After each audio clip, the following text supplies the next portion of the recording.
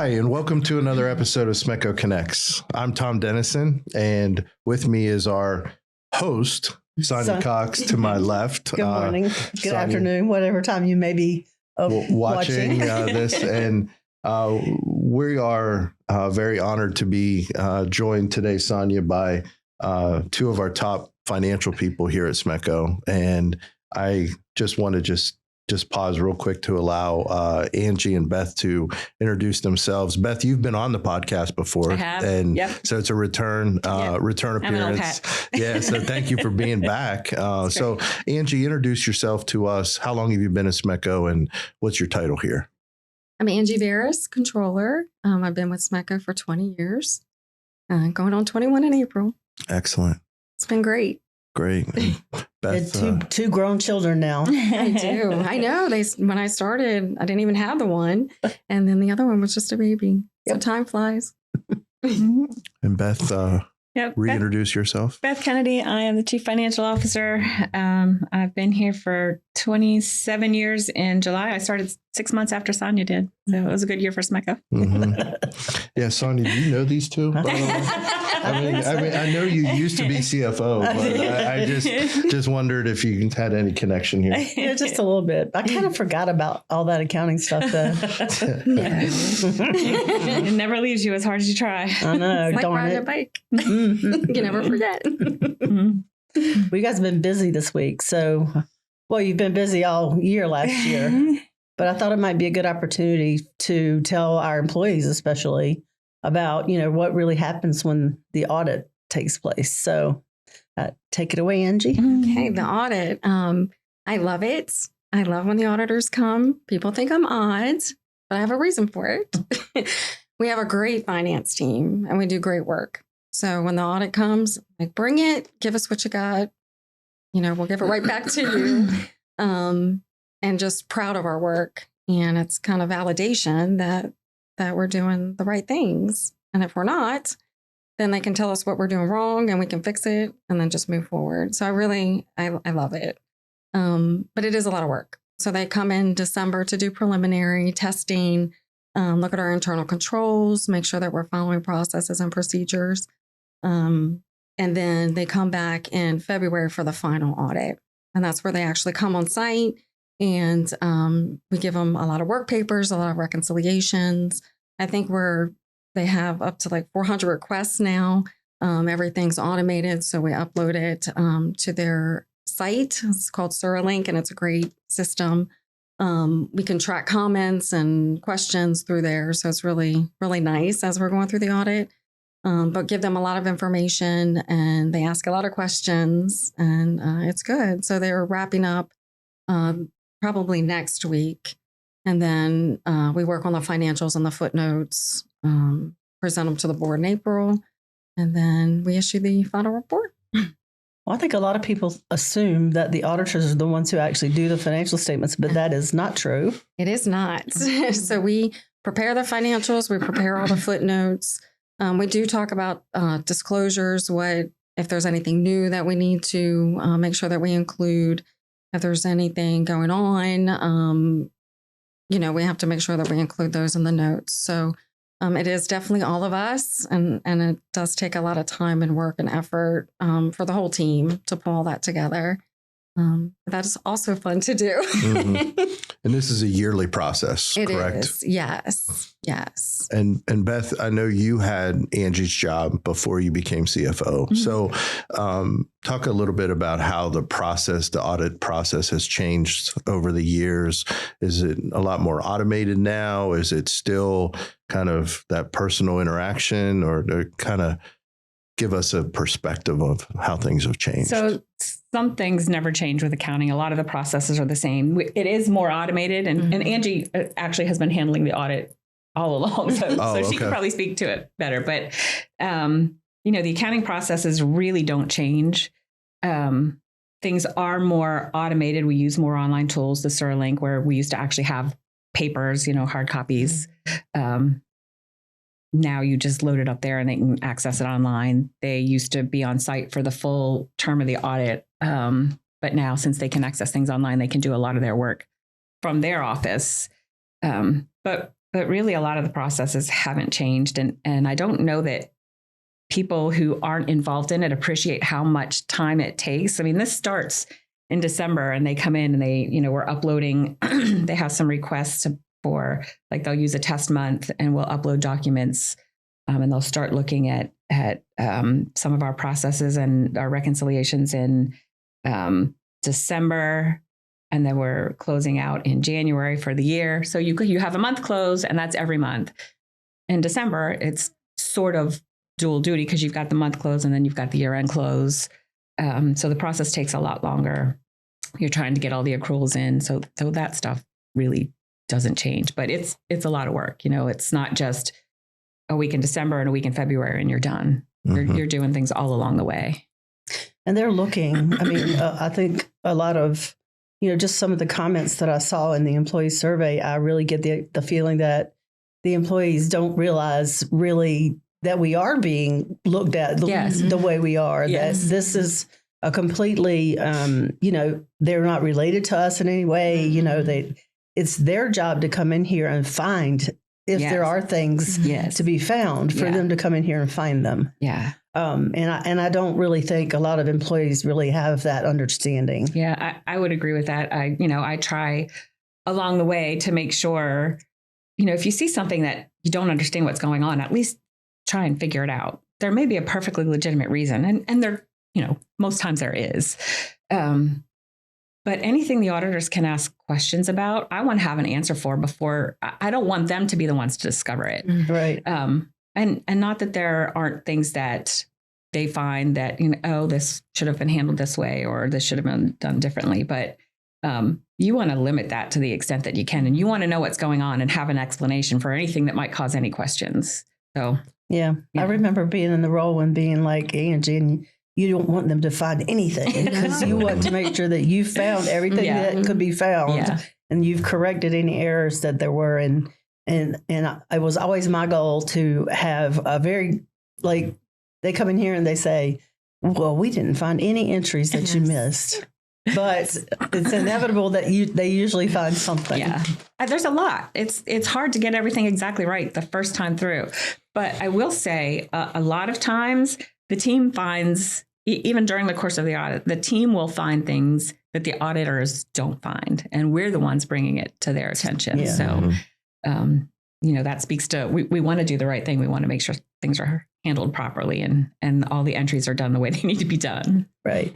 Right. So, Angie, from one of our members' perspectives, if they're watching this podcast, if you were to kind of describe to them the level of oversight that the auditors have over our financials, how would you describe that?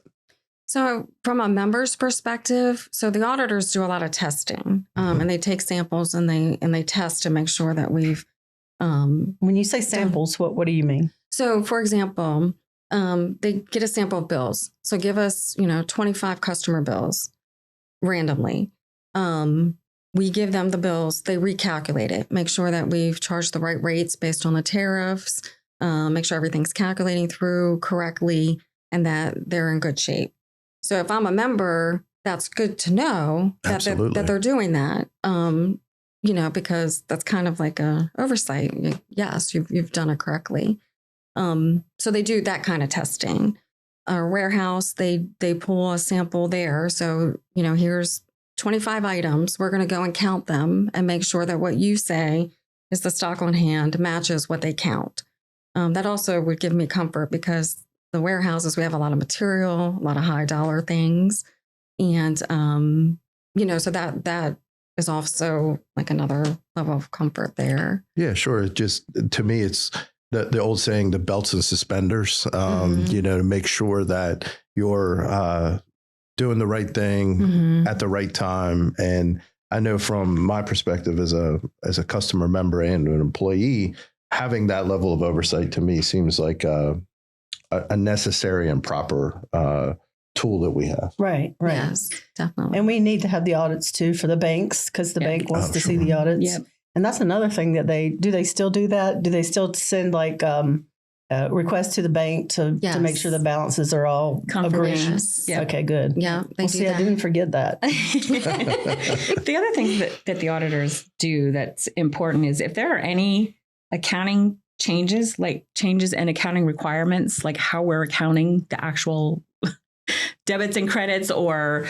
the methodologies that we're using, they stay on top of that and they make sure that we know what's coming and that we know how to handle it. Because that can be pretty daunting too if there's significant changes to accounting methodologies and we're, And those changes could come from the federal government, from the state government. Usually the FASB, which is a Federal Accounting Standards Board. Okay, right. That's usually where the changes come from. Like the lease was a big one. Yeah, that happened a couple years ago. Yeah, where operating leases were not on the balance sheet side. And so we had to change the whole methodology changed and now all leases are on the balance sheet. So there's more exposure so people can see, it's a liability. It's out there. So that was a big change. We got a new system to actually handle those. So it was called Lease Query. I think they got bought out. It's called FinQuery now. And as actually a group of CPAs, I think, created the system.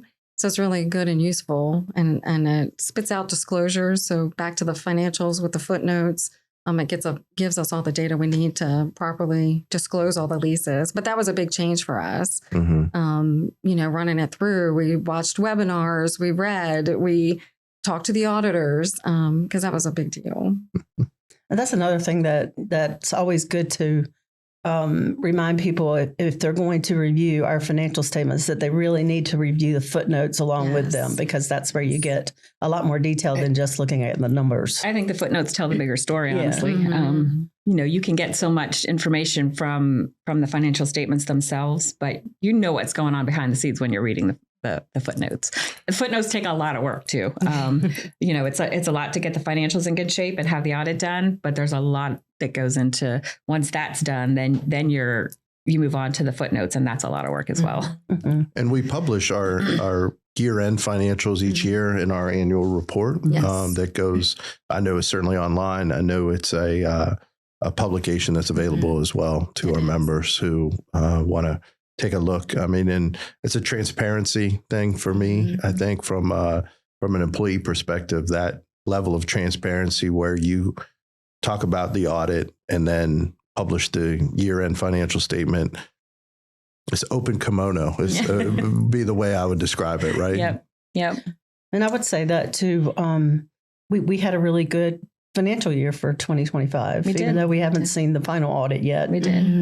But I'm imagining if there were any big changes that I would have already known about them. So we really did have a really good 2025. And you've been doing a really good job. When we put together the 2026 budget, the budget numbers, although we have a good 2025, the budget numbers that were coming in for 26 weren't so good. So we did make some cuts and things to the budget. So it's not just, okay, so we had a good year. What's the big deal? Yeah. And I think that's, if you're not in accounting, you don't necessarily always look forward to what could be changing. We had a good year. Okay, we're fine. We'll just status quo. But things do change. We'll be issuing long-term debt this year, and that will change the ratios, which is what our investors look at.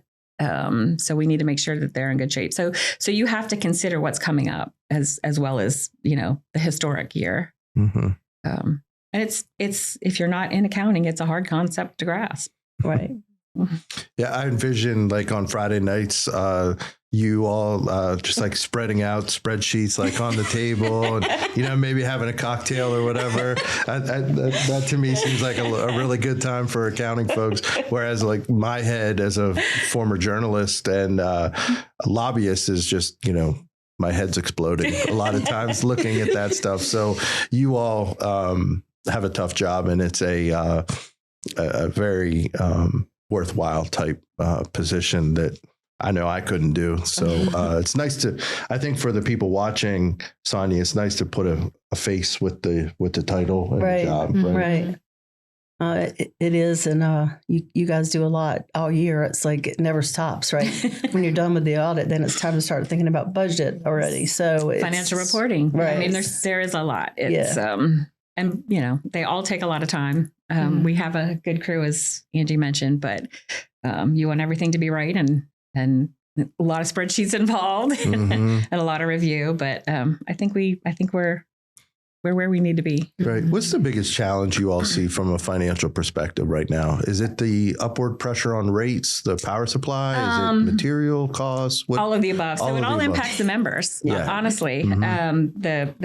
The post-COVID, and I like COVID truly was a turning point. The post-COVID, there was supply chain issues. There were significant increases in material costs. Everything that our members and our employees are seeing in their personal lives, we're seeing as an organization. Everything costs more. That we have to pass. Our only source of revenue is from members, and we can issue debt, but still the repayment of that debt comes from our members. So it's really hard when everything you need for maintaining a reliable distribution system costs more, and the cost of electricity is going up. So on both sides, our members are seeing it, and we're trying really hard to control it and to minimize the impact to them. But we have to have a decent financial, our financials have to be in decent shape, or we're not going to get the loans that we need to continue the maintenance and to make investments in the system that result in reliability. That's right. And why do we do debt and member rates? Well, if we didn't do debt, what would that do to the rates? If we didn't do debt, then everything we're doing on the system, we would have to have cash to pay for, which would mean rates would have to be astronomical. So when we do a project, a reliability project that's got equipment that's going to last for 30 years, the members 30 years from now or 20 years from now are going to be reaping the benefits of that improvement as well. We don't want our current members to have to fund the entire cost of those projects. It could be a $30 million project, but it's going to last for 30 years. So we want to spread those costs over the members that are going to be using it. Otherwise, rates would be even more astronomical than they are now. Right. So, and that's you want to have a balance between debt and what we refer to as equity. You do. So, yes. Like you said, that's a 30-year asset. Yep. So the people using it for the next 30 years should be the ones paying. Yep. So there's always projects, upgrades. Yes, you're right. So right now our billing system is being upgraded. Okay.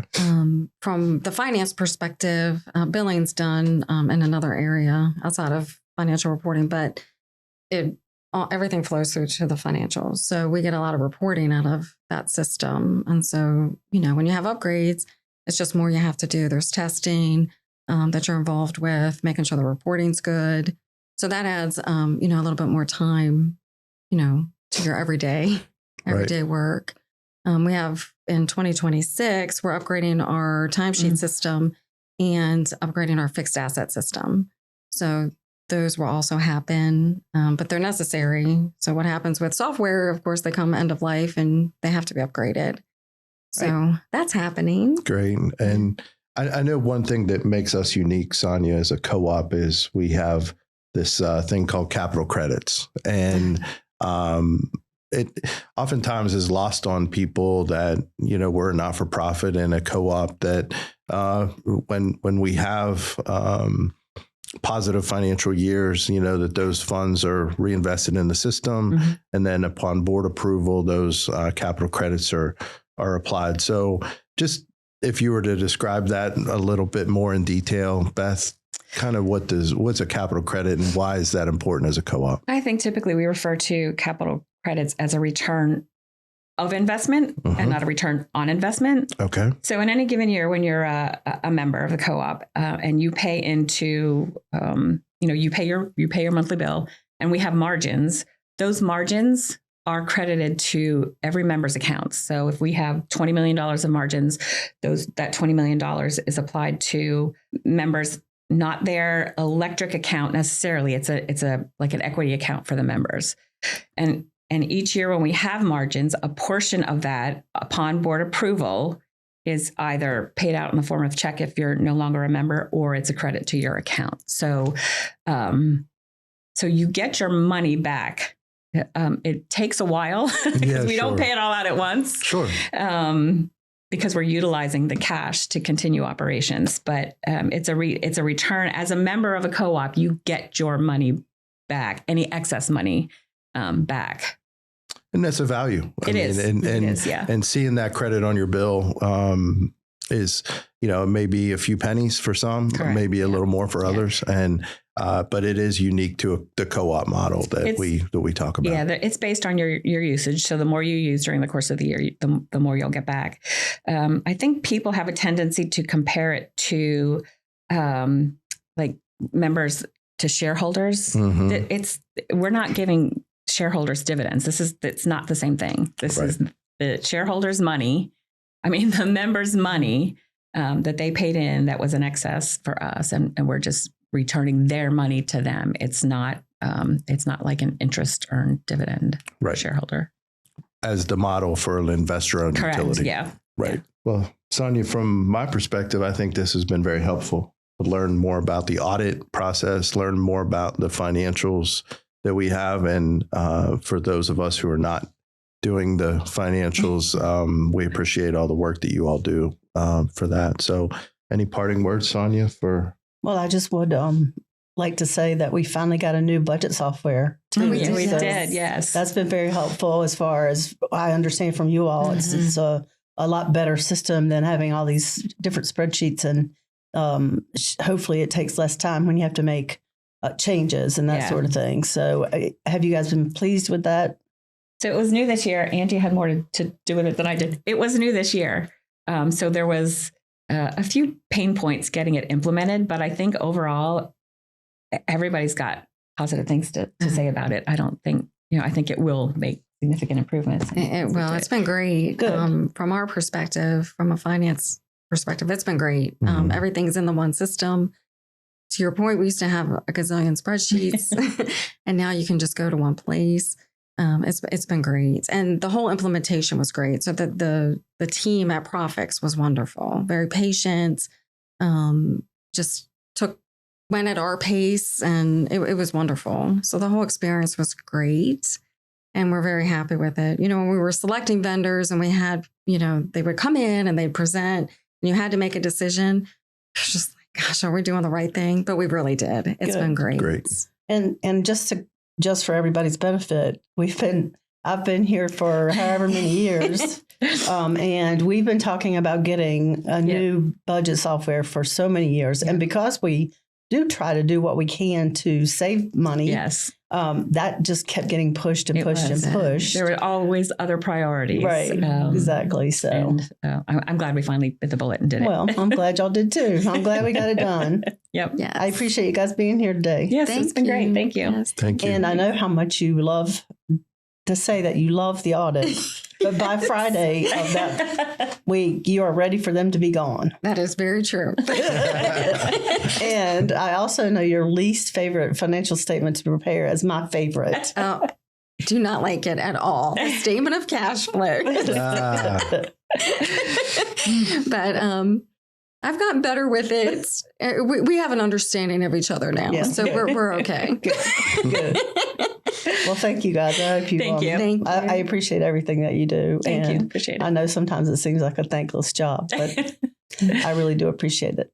Thank you. Appreciate it. Thanks. Thanks.